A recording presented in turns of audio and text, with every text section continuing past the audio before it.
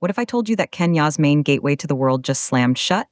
This is Kenya News Update today. Coming up, you'll discover why thousands of people are now stranded, including a tourist whose birthday plans were completely destroyed, and what this strike reveals about the pressure on Kenya's vital transport hub. Meet Trent Brisky, a Canadian tourist who has been exploring Kenya for a month. On Monday, his life hit a bureaucratic and logistical wall. His visa had expired. He was supposed to be celebrating his birthday in Entebbe, Uganda, but here's the twist. He's not even supposed to be outside the airport. He's stuck in a legal limbo with a special letter, his plans in ashes, and no idea when he'll leave. This is the human cost of a system under strain, but Trent is just one face in a crowd of thousands. The scene at Jomo Kenyatta International Airport was one of chaos and confusion.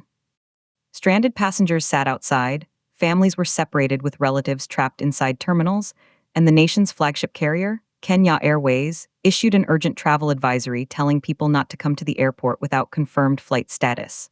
Air traffic control delays were crippling departures and arrivals, forcing massive schedule adjustments. This isn't just an inconvenience. This is a major regional and international transport hub grinding to a halt. And the reason? Airport workers, after issuing a strike notice last week, walked out. They're demanding better pay and improved work conditions, saying an agreement with authorities has stalled. The Kenya Airports Authority says it's taken contingency measures and is open to dialogue.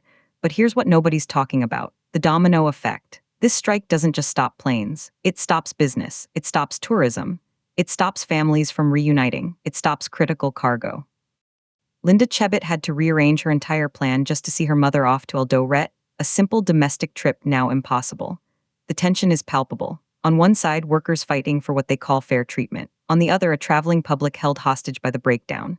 And then something shocking happened. Despite the authorities' claims of contingency plans, the reality on the ground was pure paralysis. No information, no timelines, just waiting. For people like Trent, this means more than a missed flight. It means potential legal issues with an expired visa and a special letter that feels more like a band-aid than a solution. His story is a powerful reminder that behind every delayed statistic is a human being with dreams, plans, and a life put on hold. Here's the part that will blow your mind. This strike was not a surprise. It was announced, yet the system was still brought to its knees. This reveals a critical vulnerability in Kenya's infrastructure.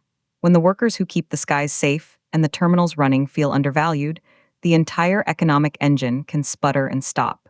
The implications are massive for Kenya's reputation as a stable, connected business and tourism destination in East Africa. Some say the workers are right to fight for their rights. Others say holding the nation hostage is not the way. But the controversy leaves one burning, unanswered question.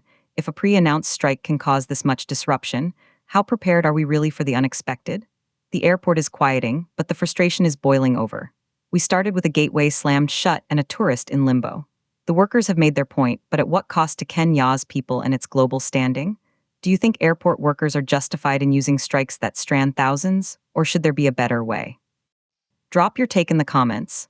Subscribe to Kenya News Update today for more breaking news that impacts you directly.